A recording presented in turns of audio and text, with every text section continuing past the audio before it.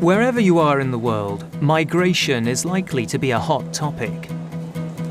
The influx into a country, region, or even city of people from other nations or cultures can cause anxiety, distrust, and resentment in the communities where migrants choose to settle.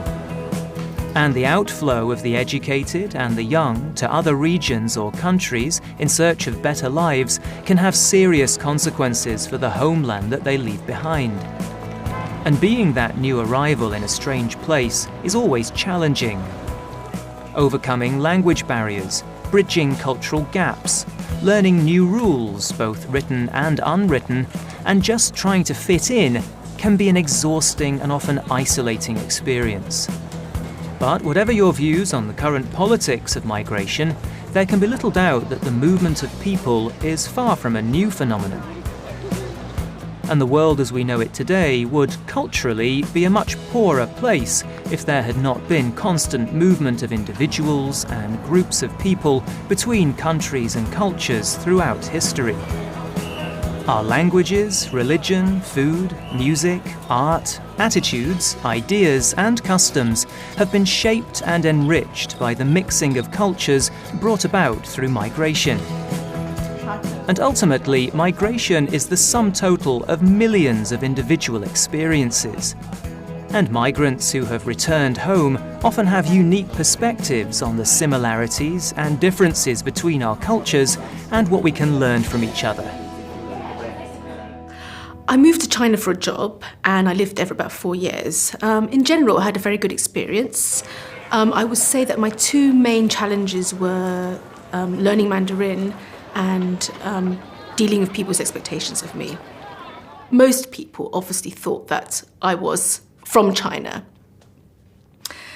And so they would just make natural assumptions. They would, start speaking to me in Mandarin or things like that. So loads and loads of times I had to keep saying to people, no, I'm not from China, I'm from Britain. In terms of learning Mandarin, it was very difficult because it's a tonal language. And if you don't get the exact tone, you could be saying something completely different. So sometimes, for example, or often when I was speaking to taxi drivers and I would say my address, they wouldn't understand me because of the tone.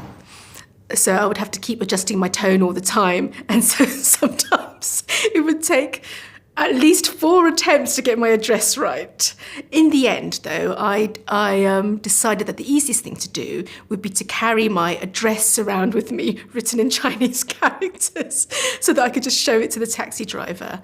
The other thing, of course, about Mandarin was, of course, reading and writing it. I couldn't read or write it, even though my parents, who are from Hong Kong, tried to teach me when I was very young. And that is one of my regrets, or that was one of my regrets when I was living in China. I kind of thought to myself a few times, I wish I'd paid more attention when I was younger, when my parents were trying to teach me. I've lived in Turkey.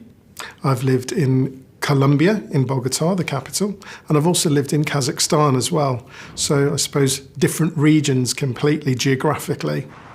But I don't think that really changed the people that were there. One thing I found was actually inherently all people, they're all the same.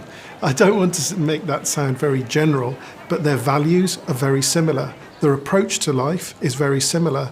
How they work within their family is very, very similar.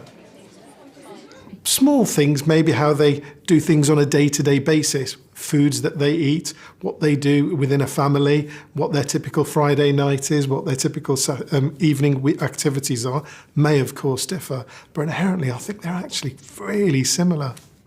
When I was in Turkey, my push was always to mix as much as possible with local people. I found I learned a lot more, I integrated a lot better, and actually that was the best way to pick up the language. So within 2 years in Turkey, for example, I was actually able to translate documents for colleagues from Turkish to English and vice versa.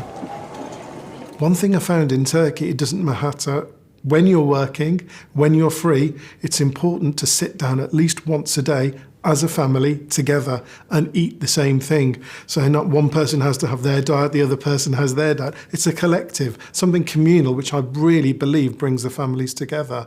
And that's something that I insist now when I'm sitting with my family as well. Moving to Brazil, it was again a complete culture shock, but the weather was incredible. People were very friendly and the food was amazing, and I lived by the beach. It was like I'd landed in heaven, and I just didn't know how it happened. And because I had Spanish, Portuguese was a little bit easier. It was more accessible. I could kind of get by.